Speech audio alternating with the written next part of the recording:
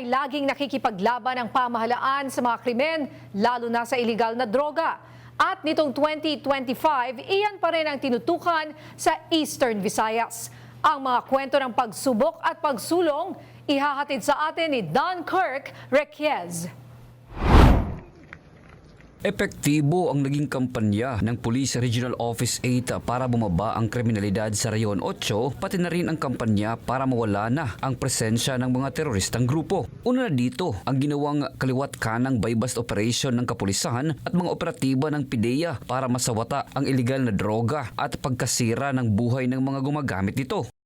Buwan ng Oktubre nang makahuli ang kapulisan ng 5 suspect sa magkakaibang operasyon kung saan naabot sa higit 33 milyong pisong halaga ng shabu ang nasakote na tumitimbang ng halos 5 kilo. Noong November, nagkaroon tayo ng malaking operasyon on illegal drugs. Noong November 23, meron tayong nahuli na 1.4 kilos ng shabu amounting to 9,700,000 pesos. And last November 24 naman, 1.1 kilos ng ating nasamsam amounting to 7.4 million pesos. And on November 16, 2.4 kilos amounting to 16.3 million pesos. Maliban sa illegal na droga ay mas pinaigting rin ng Police Regional Office 8 ang kanilang pagbabantay para bumaba ang kriminalidad sa reyon tulad ng petty crimes gaya ng pagnanakaw at iba pa. Patuloy ang ating kampanya not only against illegal drugs but against criminality. Seryoso ang Philippine National Police, ang Police Regional Office 8 under the leadership of Police Brigadier General Jason L. Capoy sa pag-implement ng mga programs and activities for the prevention of criminalities in Region 8 as well as sa peace and order.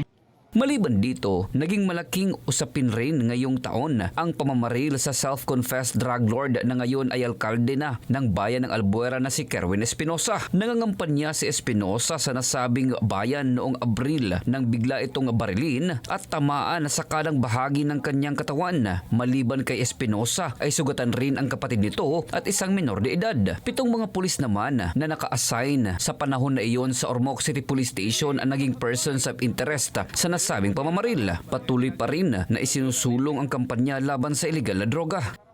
Samantala, ilang engkwentro rin ang naitala ngayong taon sa Rayon 8 para sa anti-insurgency campaign ng gobyerno. Isa sa malaking accomplishment ng Philippine Army ay ang pagkakamatay ng isang leader sa naging engkwentro sa Haro, Leyte noong buwan ng Nobyembre. Pinaghahanap ang leader na ito matapos pugutan ng ulo ang isang sundalo noong Abril 2 taong 2023. Alam mo ba yung baril na nakuha doon sa encounter ay siya yung firearm ni PFC Ampuan or Bunso, ang tawag ng tropa doon si Bunso kasi masakit kasi pinugutan nila ng ulo, inulog sa pangpang yung sundalo. At yung baril na isa sa mga nakuha doon sa encounter site, yun yung baril mismo ng sundalo niya. So nakuha na, I know, justice has been served. Maliban dito ay kaliwat kanan din ang naging engkwentro sa pagitan ng mga sundalo at NPA sa mga probinsya ng Northern Samar, Samar at Eastern Samar na ikinasawi ng ilang miyembro ng teroristang grupo. Marami rin ang mga miyembro ng Communist Terrorist Group ang voluntaryo nang nag-surrender at bumalik na sa panig ng gobyerno. Na-recover rin sa kanila ang mga armas at mga gamit pandigma. Sa ngayon ay isinusulong ni Regional Peace and Order Council Chairman Honorable Alfred Romualdez ang amnesty para sa mga natitirang miyembro ng NPA at ito ay hanggang sa buwan ng Marso sa susunod na taon.